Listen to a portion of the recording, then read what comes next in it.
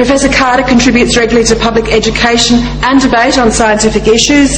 His public commentaries draw on his knowledge of the scientific literature and a personal publication record of more than 100 scientific papers. Professor Carter strives to provide critical and dispassionate analysis based upon scientific principles, demonstrated facts, and knowledge of the scientific literature. Bob is also an enthusiastic and valued and a foundation member of the Australian Environment Foundation and a very good friend. I would like to welcome Bob here today to speak on global warming, in particular an analysis of the facts of climate change in a balanced context. Thank you so much, Bob.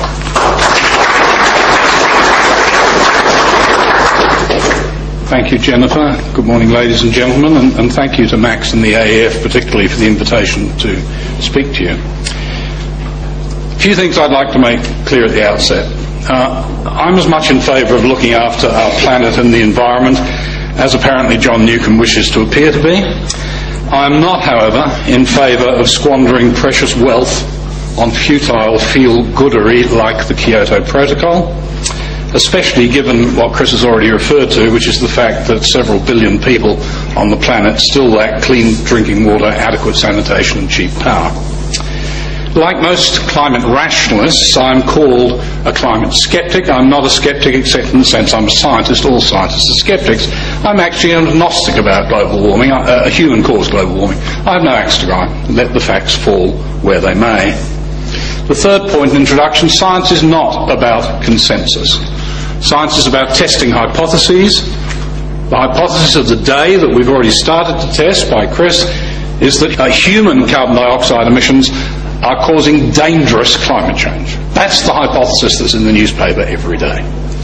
Note, this is not a hypothesis about pollution. Carbon dioxide is not a pollutant. It's not about sulfur dioxide, nitrous oxides, particulate carbon and so on. They're all things we should worry about and deal with. The global warming hypothesis we're testing is not about pollution. And fourthly and lastly, the public debate is bedevilled by a lack of context and a lack of balance. And I'm going to address both those points in this talk, and I'm going to test that hypothesis interwoven throughout the talk. So I'd like to start by asking a question, is it warming or not? And I look at them and I say, it depends. They look back at you and they think, you smart ass. I'm not in the least being clever. Profoundly, it depends. Here's what it depends on. This is data from ice cores in Greenland for the last I'm going to have to get used to this. For the last 15,000 years. So here's 16,000 years ago here. This is the last ice age. Here we are today, modern time here. And the red curve is temperature measured from those ice cores. And you see it was significantly colder than today back here, and then it's warming up until about 10,000 years ago. And about 10,000 years ago we embark on this period of time which geologists call the Holocene, where broadly it's about the same temperature as today. So the question is global warming happening? Well, let's stick a line through there, and there it is, from 16,000 years ago, it's warming since 16,000 years BP. I think the warmers are right. You fit that line, it's warming for the last 16,000 years. Not a very sensible line to fit. So let's fit the line now between the last 10,000 years, the warm period we live in called the Holocene. And surprise, surprise, it's cooling. So for 10,000 years it's been cooling. Well, Mr. Howard's focused on a slightly shorter period of time than 10,000 years, so you wouldn't get anywhere talking to him about that. So let's come down to the last 2,000 years, the Christian era, this little box in here, which I've exploded up. And we'll fit a line, and lo and behold, it's still cooling, and it's cooling at a faster rate.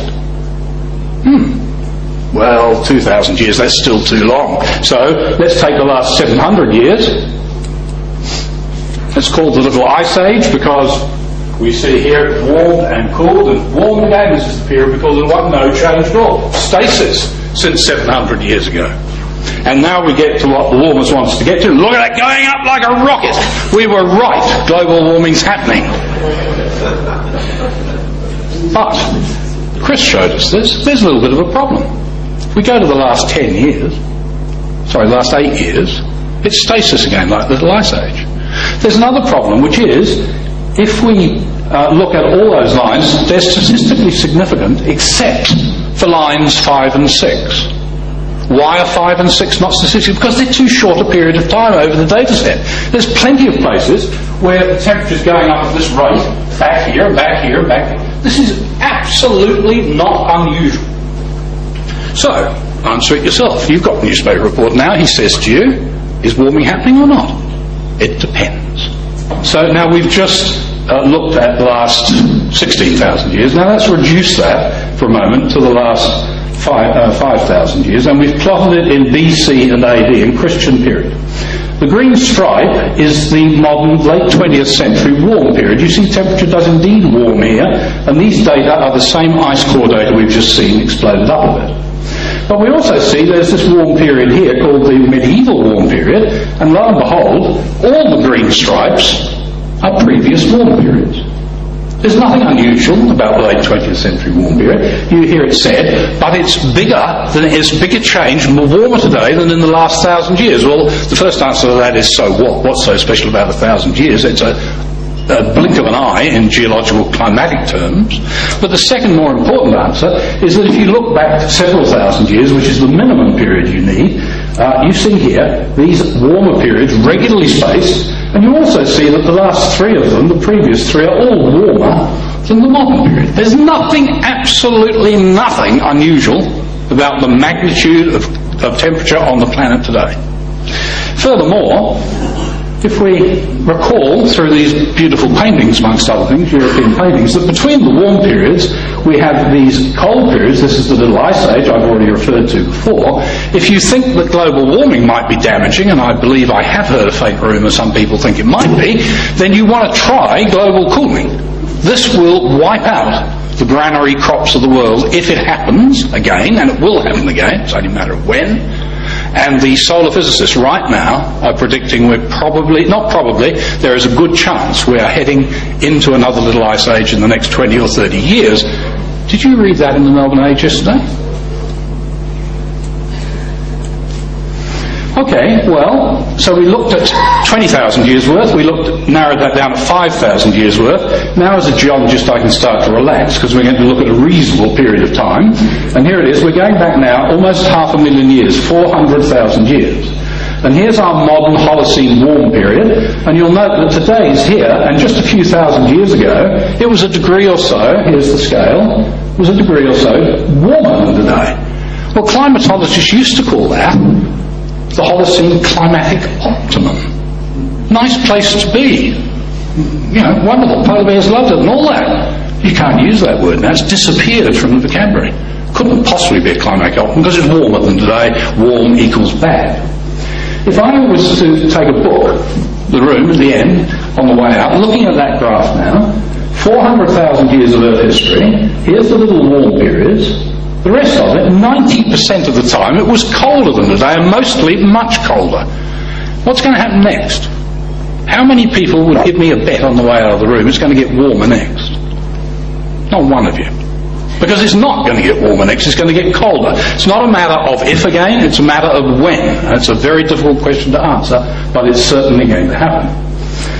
Okay, well, you've heard it said that the polar bears are going to die out if the temperature goes up another degree or two. Well, have another look at this slide.